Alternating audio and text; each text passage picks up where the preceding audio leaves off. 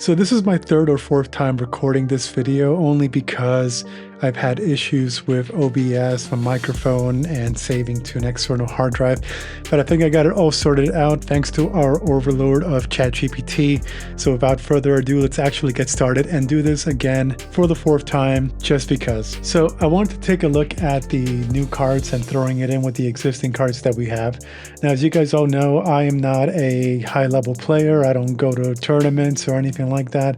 I just happen to enjoy beating meta decks on Master Duel and the occasional dueling in Dueling Nexus. And I like to do with the decks that I have. Now, so I've made two different decks. One that is the 60 deck that I just threw in together just because of wanting to use all the cards to give me as much variety as possible. This is the deck I ended up going with. Some of the cards, obviously, I'm going to use a lot more than the other. Some of the other cards we can just easily remove if you guys don't want to use them like I'm currently using them. I just wanted to quickly go over the main deck that I'm having to use to try out once I actually start using this for dueling, play testing with other decks, and eventually getting to play the current meta with it.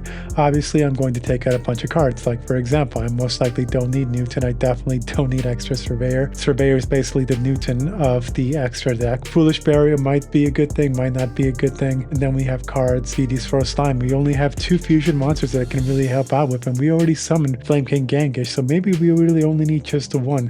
We may not even need Nightmare Throne anymore, or even need Contract with the Witch at all, so let's just put that down here.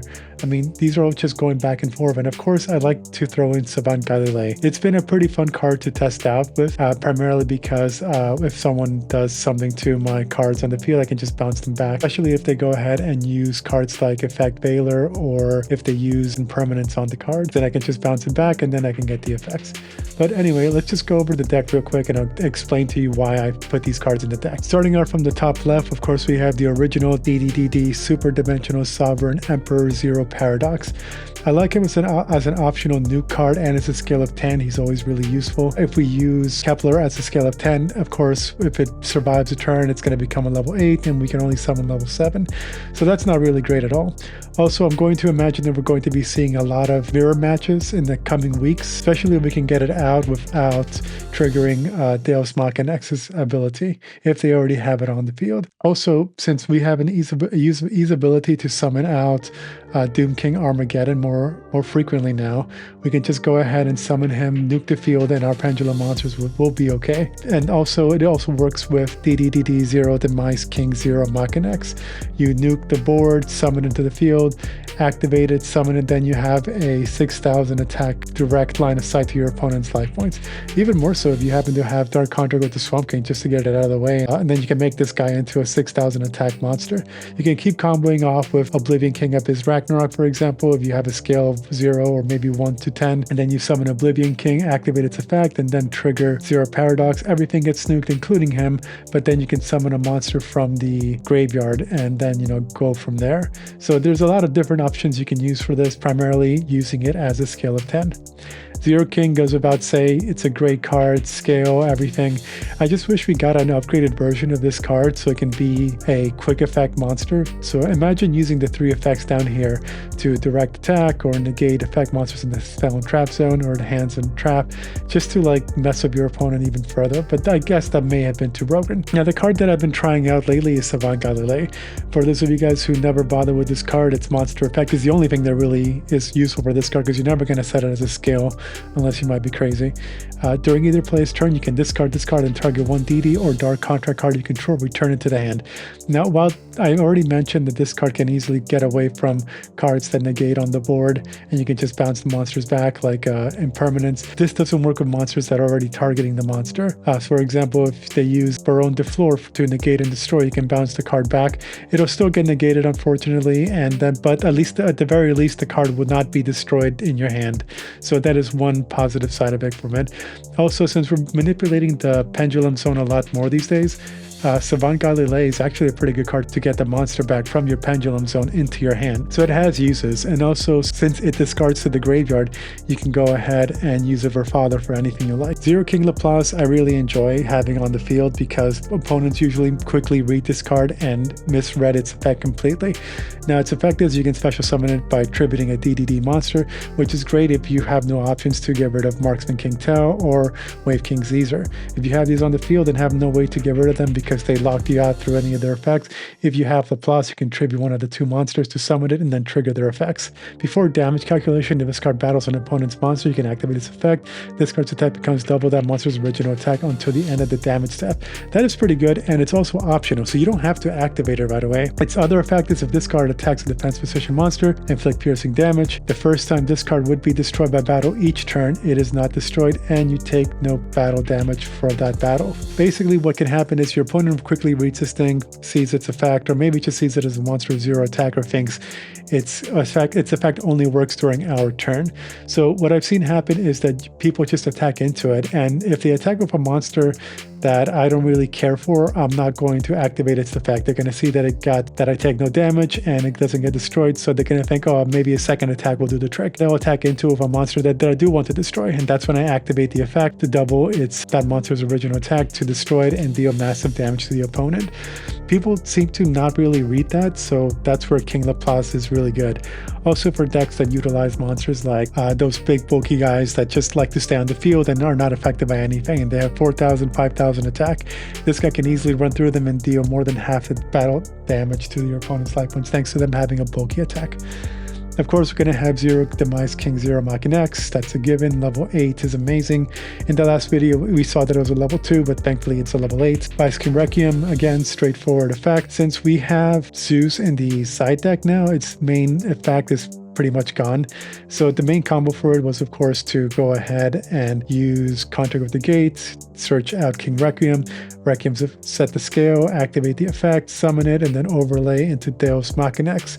Machinex attacks a monster, and then you can go into Sky Thunder and nuke the board, basically, right? You can't really do that anymore unless you set it up with side deck, so Vice King Requiem might actually just be a side deck option. I do like utilizing 2 Oblivion King Abyss Ragnarok just because they're really, really useful. Having one on the pendulum scale and then having one in the graveyard or the face-up extra deck makes it very versatile. But now that we have cards like Defense Soldier, maybe one is actually going to be enough. Of course, we're going to have 3 DD Count Surveyors just to search out any of our now 0 attack or 0 defense monsters, so that works out.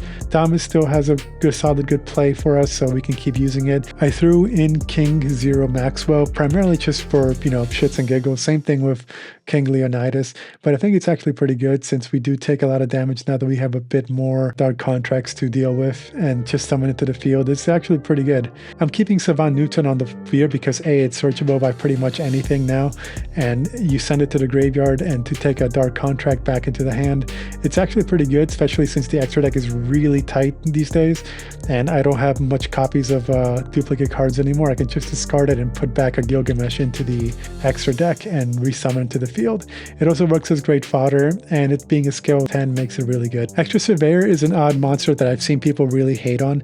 Its monster effect is you can discard this card and add one face-up DD Pendulum monster from your extra deck to your hand. It's basically the same thing as Newton, but a little less versatile since it doesn't target dark contracts, but it does take a monster from your extra deck and adds it back into the hand. And a bonus, if this card is banished, you can banish top cards from your opponent's deck equal to the number of face-up Pendulum monsters. It might not really come in handy, but again, we're most likely going to see mirror matches with the new DDD cards out. Everyone's saying that it's potentially a new tier 1, tier 2 deck, and maybe people have to figure out a way to make it a tier 0 deck. So having it on the field, having it might actually be useful along with the other DD cards that don't really see play, but now actually can potentially be good side deck options. Main reason why I keep it is because of the pendulum effect. If a face-up monster card your opponent controls is destroyed by battle or card effect, so you can destroy it any which way you want. The main thing I would see is mainly killing it through 0 Machinex. Is then we can go ahead and target one DD monster we control, banish 2 cards from the pendulum zone, and if you do that, target monster can attack a second time during each battle phase. This pretty much sounds like a win more effect in it. That's because it is. We already have the Great Dimensional King Arc Crisis to do multi-attacks, but imagine having Laplace out on the field and we destroy something on the board, and now Laplace can basically do 2 attacks, And if they have monsters with 2,000 or more attacks, then that's more than half their damage, in addition to whatever other attack that we have. It's a scale of 4, which kind of sucks, but again, if we're going to summon something for it and then summon Laplace, I think it's a pretty good combo to use, especially if we have other cards that can benefit from it. Like, for example, if we have Wave Oblivion King Ragnarok, this can work really well with it. Same thing if they have monsters that are really bulked up through extra attack bonuses. We can use Doom King Purple Armageddon to attack twice into those bulky monsters that have modulated original attacks. That's the reason why I have it on there. Again, it hasn't come up during testing. That's because I'm not testing against standard decks or anything like that. Cerberus may be a card that we remove from the deck, but it has its place to do a little level modulation alongside with Lance Soldier. So we can wait for that and see how it goes during testing. Of course, we have 3 Griffins, 1 Orthros, 1 Defense Soldier I think is enough, 3 Copernicus because we like the graveyard effect, Lance is an obvious one, 2 Slimes, 1 I think is enough. Scale Surveyor, again, a great card to do a little level modulation, and its effect to bounce back a card to your hand is pretty solid, especially if you want to manipulate the Pendulum Zone even more. Its Pendulum effect is okay, it's never really going to come up, but again, its main effect is that. Necro Slime, again, it's worth it, and Kepler is always going to stay at 3 because it's Kepler. It's the monster that has stayed with us through thin and thin throughout the years, so of course it's going to stay in our decks.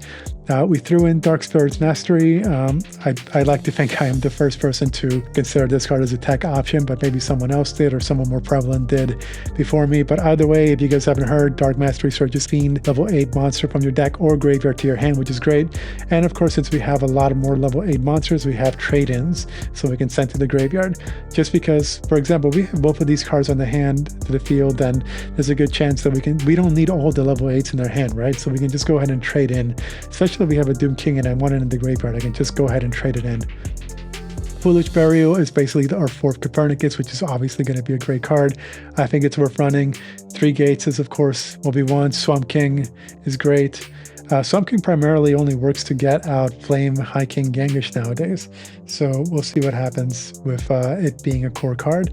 Out and run additional cards, maybe I can put it in as a side deck option. It is another way to get out Flame High King Genghis if I don't have Throw Slime or Necro Slime to summon High King Genghis. Of course, we're going to have 3 Dark Contract with the Zero King. It's just too good not to try. Patent License, of course, we're going to have Nightmare Throne, maybe at 3 now that I've gotten rid of 2 cards, and of course we're going to throw in Infinite Impermanence, Headhunt, and Eternal Darkness. Now we have a few options for the extra deck. Of course, we're going to have one of these.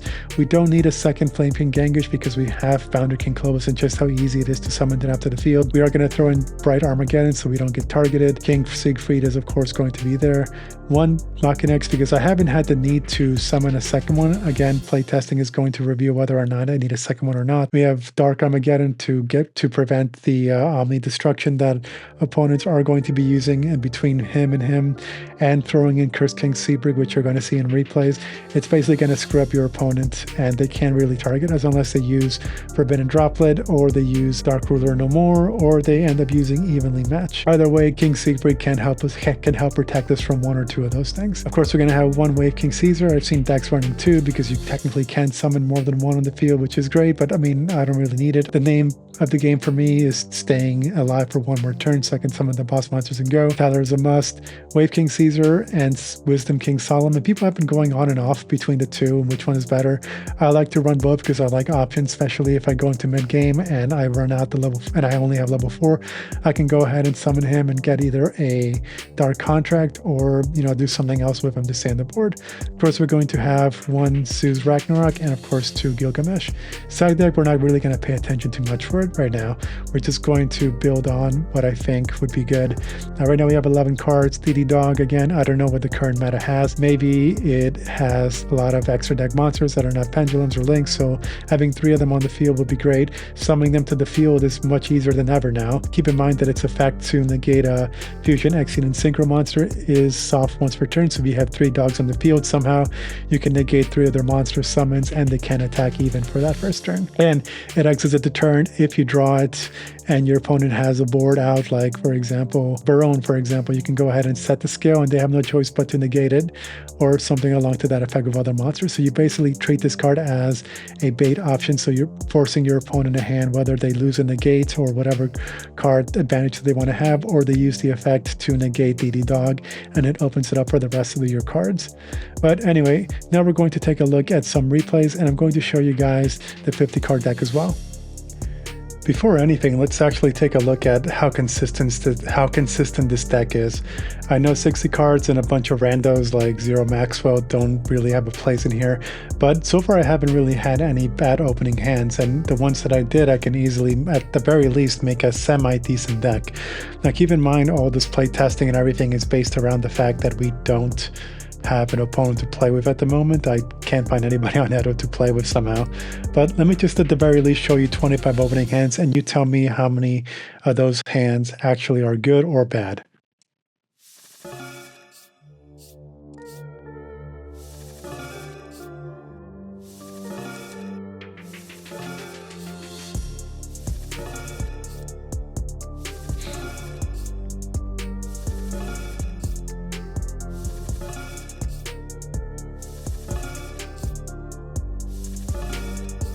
So we're at number 10, and this is our first bad opening hand. I can't think of anything we can do with this right now.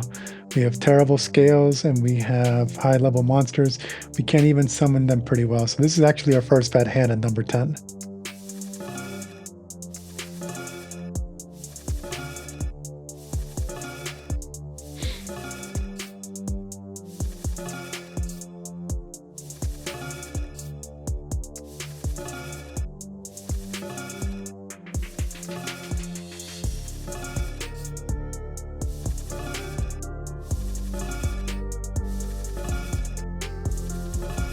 And that's 25. Out of 25, we only had one bad opening hand, like really bad, like couldn't do anything with it. But then the rest of the time, it was pretty solid opening hands. So multiply that by 4 to get a 96% draw capability. Of course, I invite you guys, when you do these things, actually draw 100 hands, how many bad hands you actually have, and then also do it for a turn 2 if you guys want to prefer to make a turn 2 type deck. Alright, so let's go ahead and take a look at some of the replays that I have here for combos. Keep in mind, this is just me messing around and trying to get a feel for the deck and the new cards and how they mix with each other. I haven't really had the time to take a look at other people's strategies and stuff, but when I do, I'm going to try incorporating them into my playstyle. These replays are going to be based around the fact that everybody gets an opening hand. I'm not really the type of person to look at 1-card combos, 2-card combos, and build off of those things and just show you guys that. I'm going to show you what an actual full hand can do. Let's start with this one. Standard combo. Go into gate. Get the level 4. Copernicus gets him permed. That's fine.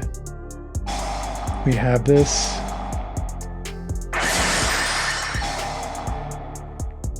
Kepler switches out. Swamp. And then we just kind of go out from there. You guys can basically see right off the bat, I mean, there's really not much I can narrate on. We've already done so much, and we have so many options. I had no idea what to do. This was the replay when I actually had the Doom Kings in the deck from a post that you guys saw a little while ago. So let's see what I actually end up doing.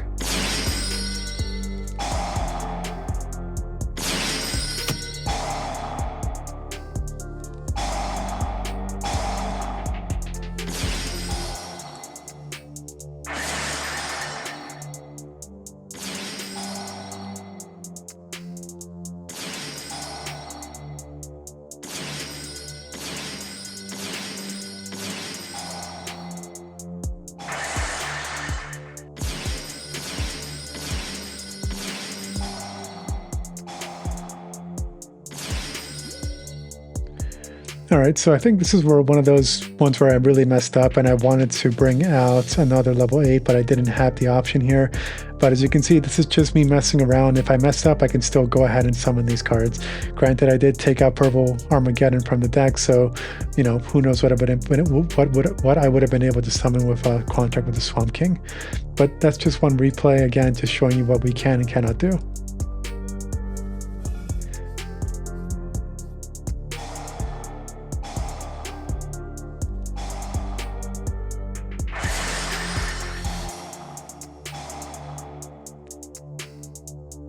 get negated, but of course we have Lamia. Again, I took Lamia out of the deck.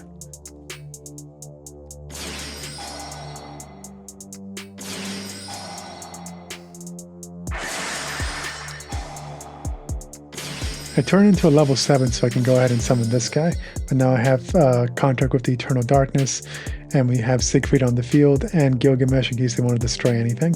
I could have done a few separate things with this, but I just didn't feel like overextending, especially since I have such little cards. And again, play testing, so I have to keep that in mind as well. This one I marked as new combo, so we'll see what I ended up doing here.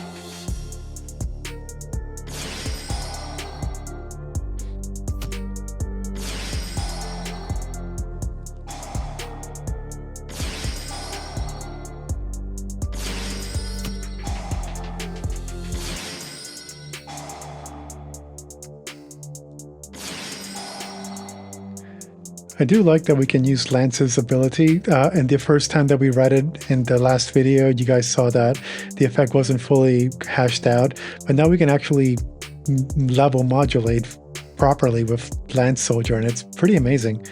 It's easily becoming one of the MVPs of the deck, in a deck that's full of MVPs.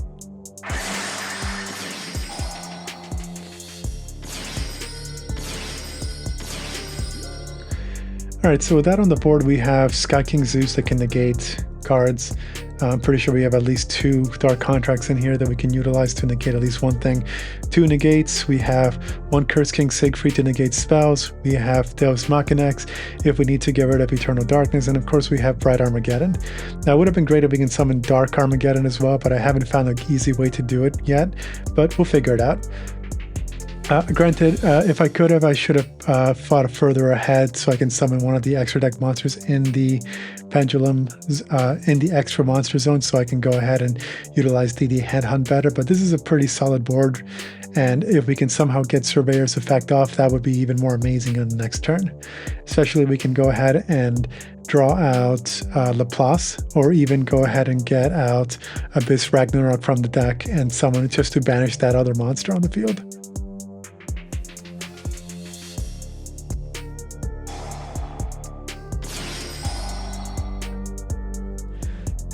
Summoning Count Surveyor is the smarter play rather than using Demise King 0 Machinex, in my opinion, just to see what the opponent has.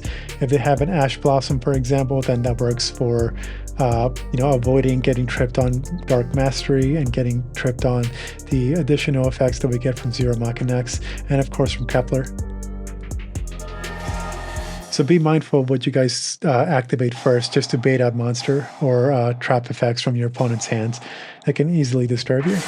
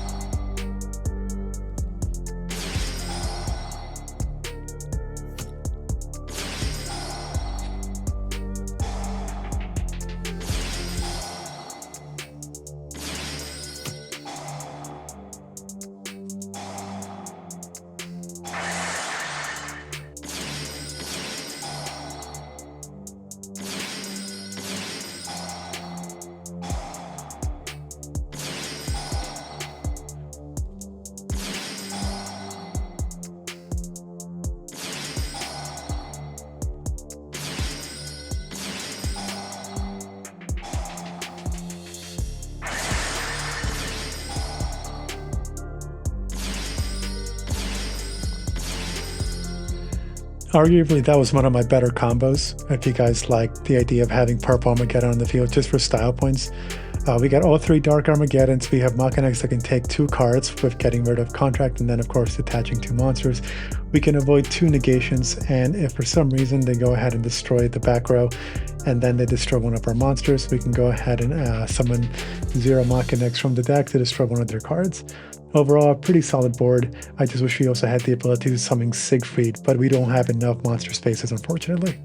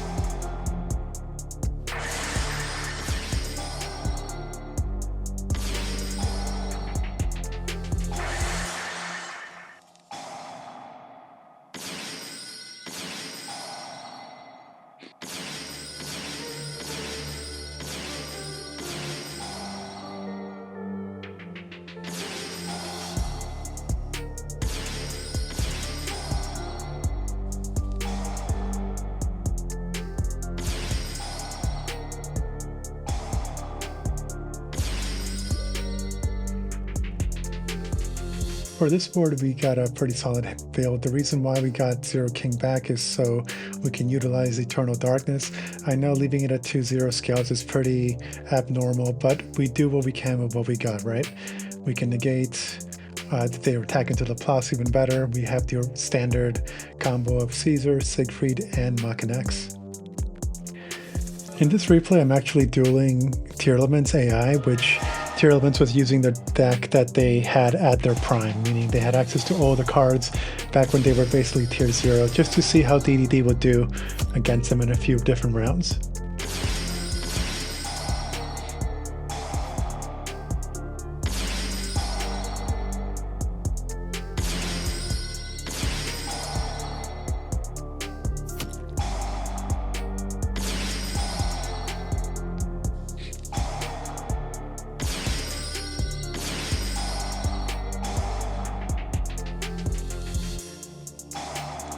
In this duel, we've been pretty lucky that they haven't been able to draw any of their hand openings. That'll really mess us up on our first opening turn.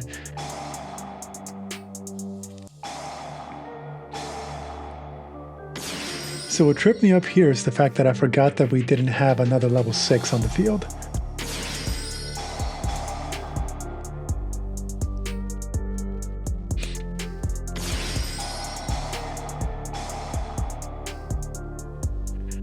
Fortunately, this is where Path and License comes in hand. They fusion summon once and then they can't again.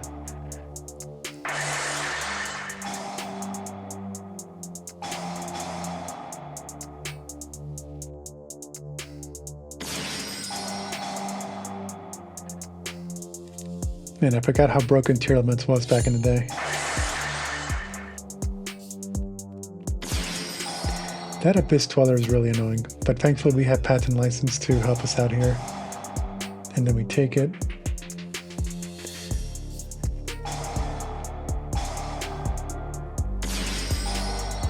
Oh, in this variation of the deck, I actually had Oblivion King Caesar Ragnarok. That's pretty cool.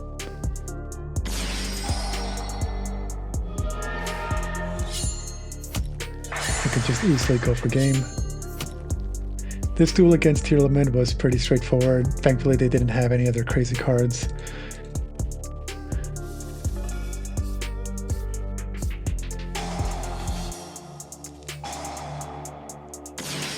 So I'm testing their hand just to see what they have in their hand, if they have anything at all.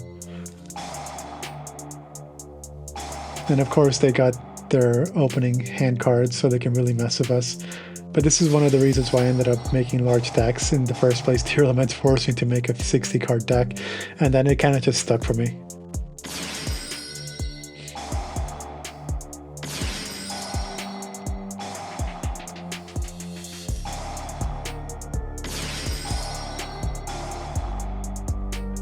Oof, man, that really hurts.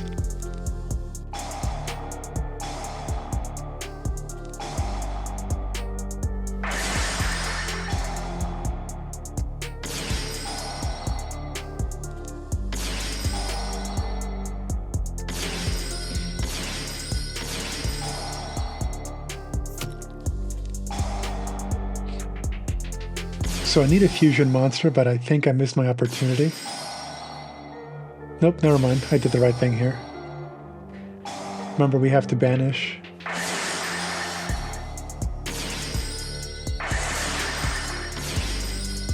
Alright, that's a solid board right there. They can't target me with anything. We have a fusion monster, and we have rank 6 to negate their cards.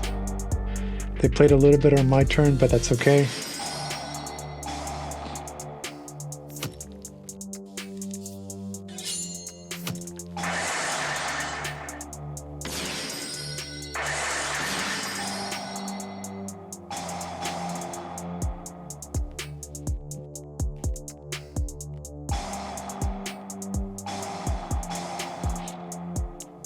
Can't target me, so the trap card's pretty much useless.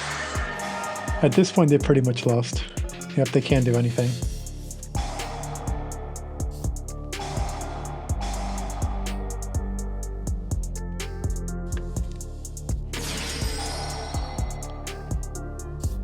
We're going to banish because that card is a problem, and of course just go ahead and attack for game.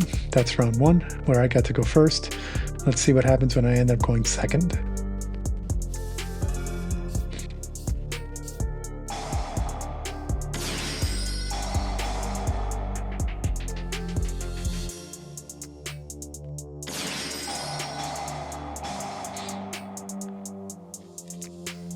I forgot that they actually had the Herald cards, which fit perfectly with them, which is really annoying.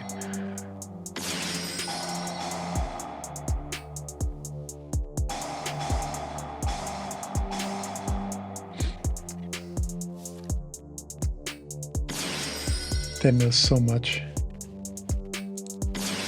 And thankfully at this point, let's see what they milled. They milled Swirl Slime, which can help me out, but I can use it as a bait. Because it is an AI after all, right? Oh no, never mind. They summoned the Abyss Dweller.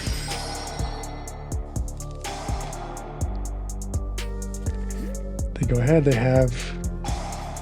That's really annoying. Alright, but let's see what we can do with this hand. I don't think they've summoned the most optimal board. Again, this is an AI doing what it can. This is supposed to be the most optimal... Oh, that's why it's the most optimal.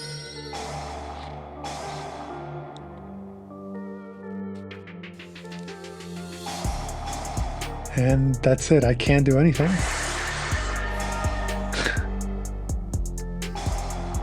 They even negated just to summon it back to the field. I couldn't do anything in round 2 in this duel.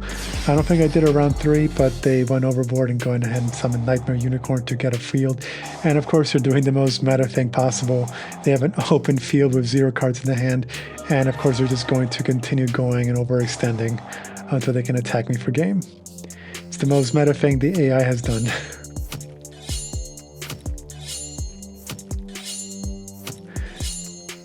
Which is no surprise. DDD works best if we go around 1, especially against meta. We have a harder time going second. So why I chose Tier Elements is because I think it's the more difficult deck to get around with for testing. I know it might not be the best possible test option, but we do, you know,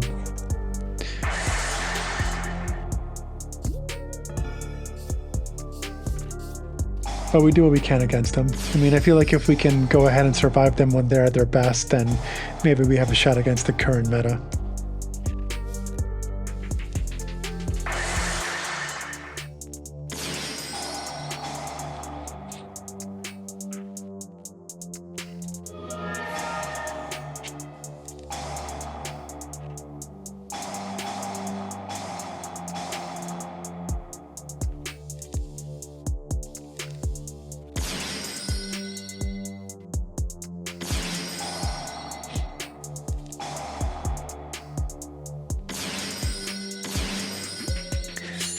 I think that's game.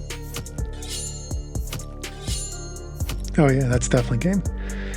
I ended up going first, and as you can see, I ended up losing because they had the better hand. Round 2.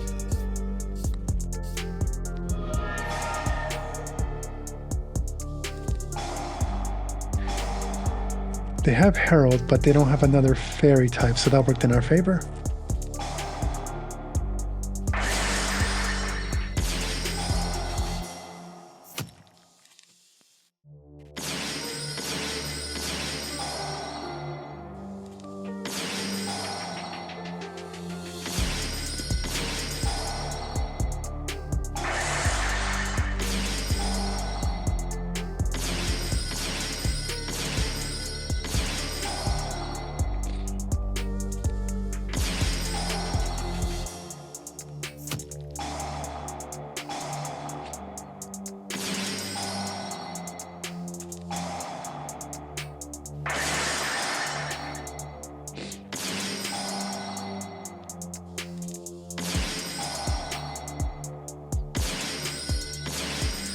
All right, pretty standard board. They couldn't do anything against it, so I think that means we won. Just with any major deck these days, if you open up great and your opponent doesn't have any disruption, of course you're going to win. Doesn't matter if they're tier 0 or not. Yeah, they couldn't do anything.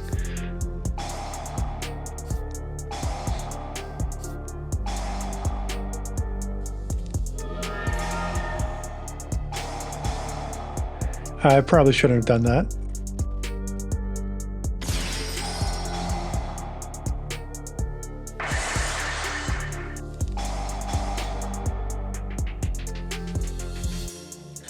Thankfully, it wasn't enough to actually win them the duel.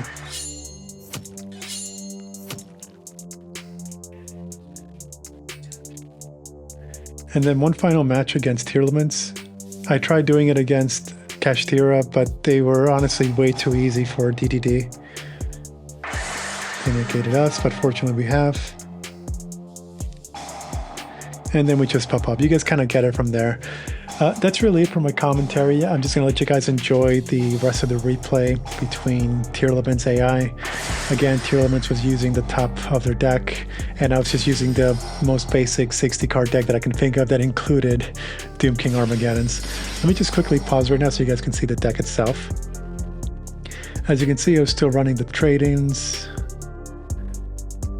I have the Savant Galilees. I think I took out the Doom Kings by the time I recorded this video. Yep, looks like no more Doom Kings, and the extra deck just has, yeah, it doesn't have Purple Armageddon either. And just to show you what these guys are running, you're gonna have the standard build, the shadow cards. Oh man, this deck was really annoying. I think there's a better version of this deck out there, but just so you know, that's kind of what I had to deal with. If you guys want me to duel against actual people, please suggest a platform where I can currently use the new cards. I will be more than happy to play in them. I heard Master Duel Pro 3 or something like that is out there. I gotta figure out how to get on there and play. But anyway, without further ado, please enjoy the rest of this duel and the next one. Oh, and I also have to show you the 50 card deck afterwards.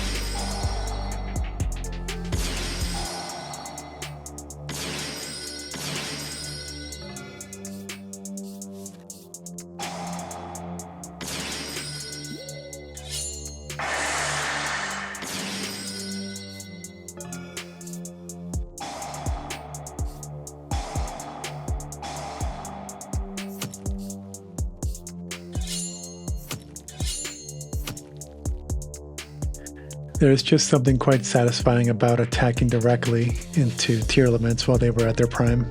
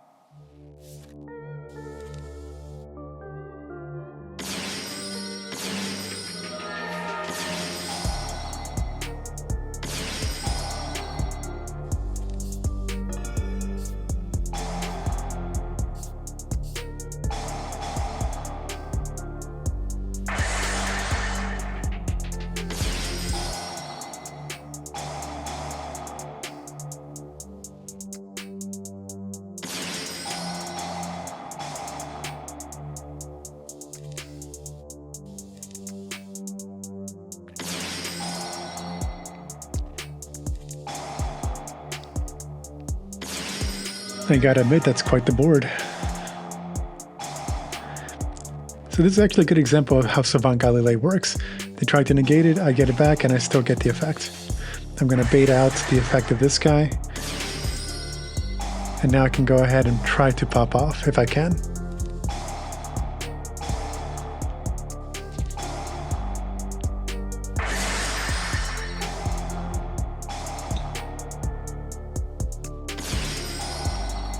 This is also a good way to bait out their tier elements, their Ishizu cards. And here's why level 10 matters. This is why scale 10 matters in a deck. You can go ahead and destroy since I already pendulum summon it to the field, get rid of the annoyance of the Predaplant, banish the monster again, and then go in for the attack. Now hopefully I can get some peace and quiet and actually do something. Remember kids, baiting is quite the art for dueling.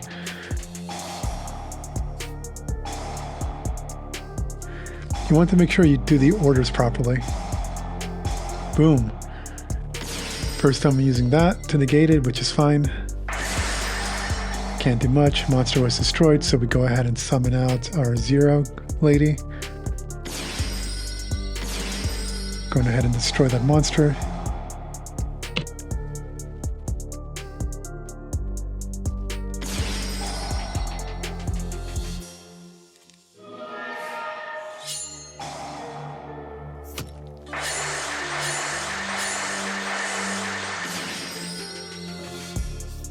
And that's that. I think we won, unless they can pull off another miracle. Nope, we have Zeus Ragnarok to help us out. And there's Zero Maxwell doing his best. But anyway, that's it for the replays. Let me know what you guys think. I didn't make that many extensive play videos because I'm sure there's already millions of them out there by the time I submitted mine. Just so you guys see the actual 50 card deck. This is basically what I had in mind for an actually a little bit more competitive deck. We got rid of the trade-ins, but we kept in most of the good cards. I took out the quadruple D, but we kept all these cards in here. Anyway, let me know what you guys think of the 50 card deck and the 60 card deck. Of course, I'm going to keep utilizing the 60 simply because I like variety and I like throwing people off. And maybe we can go ahead and side deck the other DD cards like DD Evil so we can go ahead and properly deal with a mirror match. But anyway, thank you guys so much for watching. I'll see you in the next one.